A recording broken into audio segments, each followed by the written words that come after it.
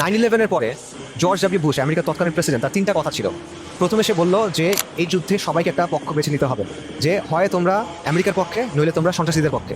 দ্বিতীয় একটা পয়েন্ট বললো, সে বললো এটা একটা ক্রুসেড। আরেকটা কথা বললো, এটা হলো ইরাক যুদ্ধের সময়, যে ইসলামী সন্ত্রাসীরা কী চায়, তারা সরিয়া চায়।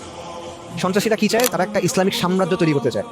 সন্ত্রাসীরা কী চায়, তারা স্পেন থেকে মরক্কো পর্যন্ত একটা বিশাল অংশে ইসলামী শরীয়ত কায়েম করতে চায়। সন্ত্রাসীরা কী চায়, তারা খিলাফত চায়। এখন এই যে খিলাফত চাওয়া বা ইসলামী শাসন চাওয়া, এটা ইসলামের একটা মৌলিক অবস্থা। কখনো এই অবস্থানে কোনো পরিবর্তন হয় নাই। মুসলিমদের শাসন সরিয়ে দিয়েই হবে, কিন্তু এই অবস্থানটাকে তারা কি বানায় ফেলছে, সন্ত্রাস বানায় ফেলছে।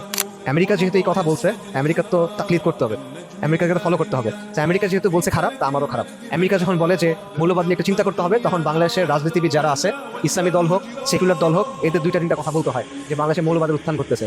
চাঁদাবাজি করে খবর নাই, মানুষ মেরে খবর নাই, লুটপাট করে খবর নাই, এগুলো নিয়ে কোনো চিন্তা নাই। চিন্তা হলো বাংলাদেশে মৌলবাদের উত্থান করতেছে। কেন? কারণ ইমাম বলছে, তাদের পীর এবং মুর্শিদ আমেরিকা বলছে, সেই জায়গা থেকে এটা ফলো করতে হবে।